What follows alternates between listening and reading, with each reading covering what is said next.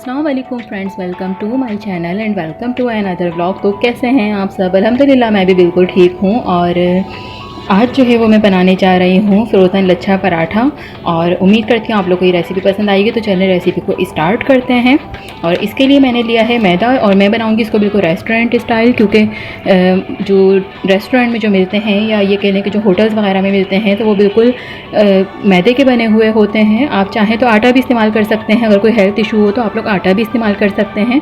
तो मेरे पास है इस वक्त 1 किलो मैदा, जिसमें से मैंने ये थोड़ा सा जो है वो छिड़कने के लिए निकाला है, और उसके अलावा जितना भी मैदा होगा तो वो मैं इस तरह से यहाँ पे डाल दूँगी। डाल लिया है। उसके अलावा मेरे पास यहाँ पर है तकरीबन 1 से 1.5 चम्मच मैंने भर के ली है शुगर 1 किलो आटे के लिए, और इसमें जो है वो पहले शुगर डाल देंगे। 1 चम्मच डाल दूँगी सॉल्ट, और 1/4 टेबल स्पून में डाल दूँगी इसमें बेकिंग सोडा। उसके अलावा जो है वो इसमें जाएगा रूम टेम्परेचर पे थोड़ा सा मिल्क, तकरीबन ये समझ लें कि जैसे आधा कप मैंने यहाँ पे लिया है मिल्क, जो कि रूम टेम्परेचर पे है। और उसके अलावा जो है वो इसमें जाएगा पानी। तो पानी जो है वो हम मतलब रूम टेम्परेचर पे ही लेंगे, ठंडा नहीं होना चाहिए फ्रिज का। तो चल के सब इसको गूंद लेते हैं अच्छे से, और आपने इसको अच्छे से नीट करना है। सबसे पहले अच्छे से इन सारी चीज़ों को हम मिक्स कर लेंगे। हैंड्स को अच्छे से वॉश कर लिएगा, अदरवाइज़ ग्लव्स पहनने हो तो ग्लव्स पहन लिएगा। थोड़ा थोड़ा पानी डाल के आपने तकरीबन 15 मिनट इसको अच्छे से नीट करना है। तो यहाँ जो है आप देख सकते हैं ये आटा अच्छे से मैंने गूंद लिया है, और इसके अंदर जो है वो अब मैं तकरीबन थोड़ा सा ऑयल, मतलब ये घी जो है ये ऊपर से सरफेस पे इसकी लगा के इसको ढक के रख दूँगी अच्छे से। इस तरह से चारों तरफ आपने इसकी घी लगा देना है, ताकि ये सर्दियां हैं, आपको पता है थोड़ा वेदर जो है अब ठंडा हो चुका है कराची का, तो आपने इसीलिए इसको इस तरह से अच्छे से पूरा चारों तरफ से कवर करके, और उसके बाद जो है वो आपने इसको इस तरह से चढ़ा के तकरीबन आधे से पौन घंटे के लिए मैं इसको ढक के रख दूँगी। ठीक है, आप लोगों ने भी इसी तरह इसको अच्छे से कवर कर देना है। चलिए चल के देखते हैं कि आटा कहाँ पहुँचा है। तो ये देखिए आटा जो है वो माशाल्लाह से काफ़ी ज़्यादा राइस हो चुका है। आप लोग देख सकते हैं, जब मैंने पहले इसको रखा था तो काफ़ी कम था, अभी ये काफ़ी राइस है। तो चलें चल के इसको चेक करते हैं, और अब बनाते हैं इसके पेड़े। तो यहाँ जो है वो हम इस तरह से करके मैं सारे पेड़े निकाल लूँगी।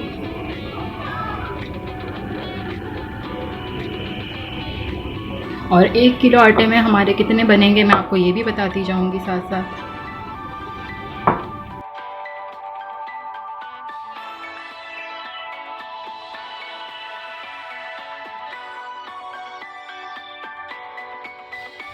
तो यहाँ जो है वो तकरीबन 10 मैंने पेड़े लिए थे, दरमियानी साइज़ की, जितना हम नॉर्मल रोटी के लिए बनाते हैं। लेकिन ये पराठे जो है वो छोटे साइज़ के बनते हैं। आपने देखा होगा जो हम फ्रोज़न लेके आते हैं तो वो छोटे साइज़ होते हैं, लेकिन वो थिक होते हैं। यानी जैसे रोटी तो हमारी पतली मिलती है, मगर ये जो है वो मोटे पराठे होते हैं थोड़े से। तो इसलिए जो है वो इसका पेड़ा हम बड़ा ही लेते हैं, लेकिन बनाते छोटा है। तो अब यहाँ पर जो है मैं आपको पहला तरीका सिखाऊँगी, और इस पर जो है वो मैंने बस सिंपल पेड़ा जो है वो लेके उसके ऑयल लगाया, और इसको मैं ऑयल लगा के घी लगाया। अच्छा, इन पराठों में घी यूज़ होगा क्योंकि मेरे मुंह से बार बार ऑयल निकल रहा है। तो मैं आपको बता दूं इसमें घी इस्तेमाल होगा। तो इस तरह से मैंने जो है ये बेलन पे भी अच्छे से घी लगा लिया था, और अब मैं इसको बेलूँगी। अच्छा, इसकी शेप को हमने नहीं देखना, ये जैसे भी बेल जाए कोई मसला नहीं है। उसकी वजह यह है कि इसमें शेप कोई इशू नहीं करता, क्योंकि हमने रोटी नहीं बनानी है, हमें पराठा बनाना है। तो उसके लिए हमें लच्छे बनाने हैं। तो यहाँ पर मैं उल्टे सीधा जैसे भी समझ आएगा आप भी इस तरह इसको बेल लिएगा। बस ये ख्याल रखिएगा कि बिल्कुल ट्रांसलूसेंट हो, यानी बिल्कुल बारीक बेलना चाहिए कि जिससे आर पार नज़र आ रहा हो। आप ये देख सकते हैं, जितना फैला सकें इसको हाथ से उठा के फैलाएंगे। उसके बाद इसके ऊपर जो है वो आपने अच्छे से घी लगा के उसके बाद इसके ऊपर मैदा छिड़क लेना है, और फिर इसकी लेयरिंग करनी है। तो मैं आपको 3 तरीके से बताऊंगी। ये है पहला तरीका, और ये देखिए साइड से आपने इसको पकड़ के इस तरह इसमें उठाते जाना है इसको पूरा, और बीच दोनों हाथों से पकड़ के इसमें इस तरह से जो ना वो लेयर्स बनानी है। और बस सिंपल तरीका है, आपने देखा होगा पठानों को वो लोग इसी तरह ही बनाते हैं। तो बस इस तरह से आपने फिर इसके बाद जो ना घी वाले हाथ से पूरे में घी लगाना है, और थोड़ा सा जो ना वो मैदा लगाते हुए इसको उंगलियों पे लपेटते चले जाना है। तो ये सबसे सिंपल तरीका है इसका। और पठान जो है वो आपने देखा होगा जो सुबह के टाइम नाश्ता बना रहे होते हैं वो भी इसी तरह बना रहे होते हैं।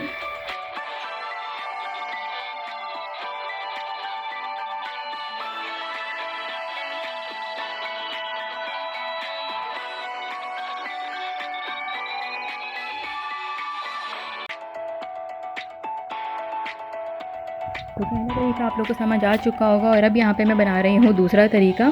ठीक है, तो ये भी सेम वे है, यानी उसी तरीके से आपने बिल्कुल बारीक ट्रांसलूजेंट करके इसको आपने बेल लेना है अच्छे से, पूरा फैलाते हुए जितनी सरफेस पे आप इसको फैला सकते हैं बारीक से बारीक उतना आप इसको फैला लीजिए। उसके बाद जो है वो इसको इस तरह से हाथों से भी आपने पूरा फैलाना है चारों तरफ से। मैं असल में थोड़ा सा कैमरा प्रॉपर रख नहीं पा रही थी क्योंकि मैं अकेले शूट कर रही थी और मैंने इसको ऊपर हैंग किया हुआ था कैमरे को, जिसकी वजह से लाइट भी बिल्कुल भी नहीं पड़ रही थी।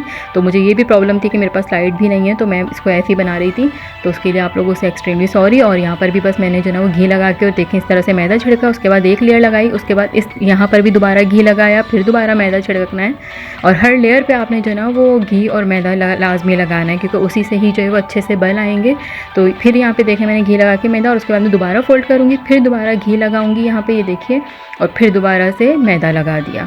उसके बाद इसको दोनों सिरों से पकड़ के मैंने इसको अच्छे से खींचना है जितना लंबा मैं इसको कर सकती हूँ। ठीक है, और फिर दोबारा इसको मैंने इस तरह से ये बल दे लेने पूरा घुमाते हुए, और फिर जो आखिर में जो लास्ट पीस होगा उसको हम इस तरह से घुमाते हुए अंदर। तो ये देखें इसके अंदर बल आपको नज़र आ ही रहे होंगे कितने सारे बल आ चुके हैं। फिर ऊपर से आपने इसको घुमाते हुए इस तरह से इंसर्ट कर देना है। ठीक है, तो ये हो गया दूसरा तरीका।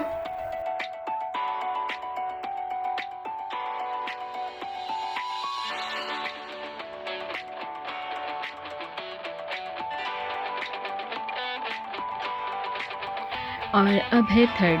ठीक है, तो ये है तीसरा तरीका और यहाँ पर भी इसी तरह सेम वे से जो है वो हम इसको बिल्कुल बेल लेंगे। और बेलते हुए जैसा कि मैंने आपसे कहा है कि शेप का कोई ख्याल नहीं रखना, बस आपने इसको बिल्कुल बारीक बेलना है। मैदा है खुद ही जो है इसके अंदर लचक होती है और अगर आप इसको अच्छे से गूंदेंगे तो इसमें लचक आएगी। तो मैंने इसको बहुत देर तक कम अज़ कम मैंने इसको 15 मिनट जो ना वो कंटिन्यू जो ना नीट किया था, तब जाके इसके अंदर लचक पैदा हुई है। तो देखिए मैंने इस तरह से नाइफ़ ले लें, या आपके पास जो है पिज़्ज़ा कटर है वो ले लीजिए, पिज़्ज़ा व्हील जो होता है, तो उससे जो है वो आप कट कर लें, या इस तरह से नाइफ़ से देखें ईजीली हो रहा है, कोई ऐसी परेशानी नहीं होती कट करने में। उसके बाद इसके ऊपर आपने जो ना अच्छे से घी को सेपरेट करना है और फिर इस पर भी आपने जो है वो अच्छे से मैदा छिड़क देना है। लाजमी ये काम आपने लाजमी करना है पराठों में, अदरवाइज़ लेयर्स नहीं बनती, वो फिर आटा वापस चिपक जाता है। तो बस इस तरह से देखिए सिंपल तरीके से सारे जो ना वो लेयर्स को समेट लेना है और समेटने के बाद जो है इनको थोड़ा सा हाथों से इसे खींचते हुए दोबारा से इसके ऊपर घी लगाना है और दोबारा से मैदा छिड़कना है। तो ये देखिए घी लगाने के बाद मैंने मैदा लगा दिया है। उसके बाद इसको मैं दोबारा और खींचूँगी, थोड़े से लचक देने के बाद इसको भी सेम तरीके से जो है वो फिंगर्स पे लपेटते हुए मैंने बल दे के इसको रख लेना है। तो ये है तीसरा तरीका। उम्मीद करती हूँ आप लोगों को तीनों तरीके अच्छे से समझ आ गए होंगे, अगर नहीं आएंगे तो बता दिएगा, दोबारा बता दूंगी बनाते हुए। तो बस इस तरह से इसको फिर हाथों से बेलना। अच्छा, ये हाथों से ज़्यादा अच्छा बेलते हैं बनिस्बत बेलन के, तो मैंने जितने बनाए थे मैंने हाथों से, लेकिन मैं आप लोगों को फिर भी बता देती हूँ कि अगर आप लोग कोई बेलन से भी बेले, तो जैसे बेलन से भी बेलें तो बहुत हल्का हाथ रखें कि उसकी लेयर्स आपस में ज्वाइंट ना हो। वैसे तो नहीं होती क्योंकि अंदर घी काफ़ी अच्छे से फिल होता है, लेकिन आप लोगों ने फिर भी जो है वो बहुत हल्का हाथ रखते हुए करना है। तो आप लोग यहाँ पे देख सकते हैं कि इसकी लेयर्स अभी से ओपन हो रही हैं, तो आप अंदाज़ा कर सकते हैं कि इसने कैसा बनना है। और टेस्ट में तो बस ये समझ लीजिए कि आप लोग एक बार बनाइए तो फिर उसके बाद आप लोग मुझे ज़रूर कमेंट्स कीजिएगा कि टेस्ट में कैसे थे, क्योंकि शुगर से और सॉल्ट और जो है ना वो दूध से इसका टेस्ट बहुत अच्छा आता है और बहुत ज़्यादा जो है ना टेस्टी भी बनते हैं खाने में, कि आप चाय के साथ भी किसी के आगे रखें, यानी मेहमानों के भी अगर आगे रखेंगे ना तो वो भी खुश होके जाएंगे। तो ये देखिए इस तरह से मैंने हल्के हाथ से जो है वो आप लोगों ने इसको अच्छे से बेल लेना है।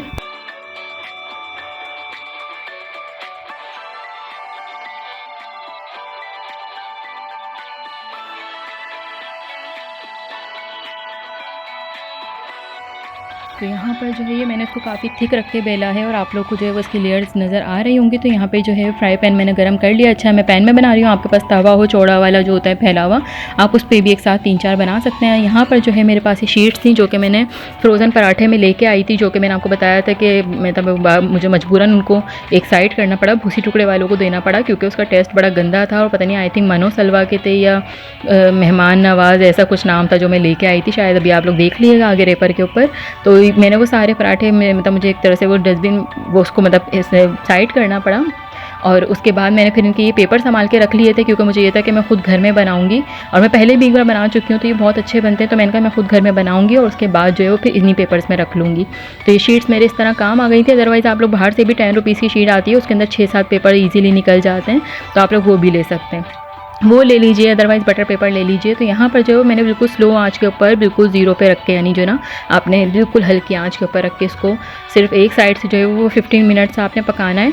और उसके बाद फिर आपने इसकी कर देनी है साइड चेंज। बस ये ध्यान में रखना है आपने इसको बहुत ज़्यादा नहीं पकाना, क्योंकि ये हम फ्रीज़ करेंगे तो फ्रीज सेविंग करने के लिए जो है यानी इसके ख़राब ना हो या कोई ऐसी प्रॉब्लम ना हो या पेपर पे चिपके ना, तो उसके लिए बस हमने जस्ट इसको 15 मिनट जो ना 15 मिनट आपने इसको 15 सेकंड 15 मिनट बार कह रही हूँ 15 सेकंड के लिए जो है वो आपने इसको जो है वो एक साइड से और 15 सेकंड दूसरे साइड से इसको उतार देना है। उसके बाद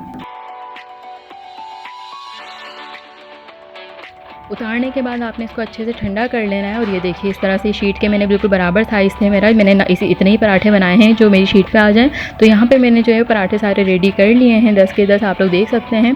सबको मैंने जो है वो 15 सेकंड दोनों तरफ से सेका। उसके बाद मैंने इनको हवा में रख के बिल्कुल ठंडा कर लेना है। आपने गरम शीट के अंदर नहीं डालना, अदरवाइज़ शीट भी चिपक सकती है, या बटर पेपर में रख लें जिस तरह से भी। तो अब देखिए इस तरह से आपने लेयरिंग कर लेनी है। पहले नीचे एक सादा पेपर रखना है, उसके बाद एक पराठा रखना है, फिर दूसरा पेपर रखना है, फिर एक पराठा रखना है। तो इस तरह से करते हुए जो है वो आपने सारे पेपर्स को और पराठों को एक के ऊपर एक लेयरिंग करनी है।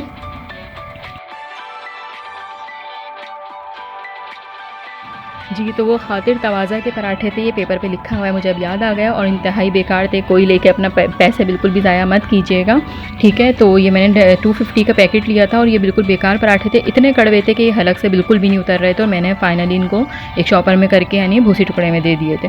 तो ये बहुत ज़्यादा गंदा टेस्ट था इनका। तो आप लोग भी कोशिश कीजिएगा घर में बनाएं, साफ़ सुथरा बनाएं, बहुत अच्छा टेस्ट बनता है। और ये देखिए इस तरह से मैंने पूरा पैक जो रेडी करके अपना रख लिया है, इसी शॉपर के अंदर रख लिया था क्योंकि मेरे पास ये अवेलेबल था। आप लोग चाहें तो सिंपल जो शॉपर्स होते हैं आपके घर के अंदर, कोई भी ग्रोसरी बैग्स वगैरह आप उसके अंदर रख सकते हैं। तो ये देखिए 2 पराठे जो है वो मैंने फिर उसके बाद फ्राई किए थे। मैं आपको इसके लेयर्स भी दिखाती हूँ। ये देखिए कितनी प्यारी क्रस्ट आए हैं, बिल्कुल लग रहा है ना होटल के पराठे जैसा, पठान के पराठे। तो वो शेप जो है ना वो आप देख, बस ये बस लेयर्स आनी चाहिए। और टेस्ट तो यकीन करें, बस अब मैं क्या बताऊँ आपको, टेस्ट में बहुत अच्छे, बहुत क्रिस्पी बने थे। और लेयर्स आप लोग को खुद ही नज़र आ ही रही होंगी, लच्छे माशाल्लाह से आप लोगों को नज़र आ रहे होंगे। तो उम्मीद करती हूँ आज की वीडियो आप लोगों को पसंद आई होगी। वीडियो पसंद आए तो वीडियो को लाइक कीजिए, चैनल को सब्सक्राइब कीजिए और कमेंट्स में बताइए कि आप लोग को आज की वीडियो कैसी लगी। तो इसी के साथ जो है वो अब मुझे इजाज़त दीजिए। अल्लाह हाफिज़।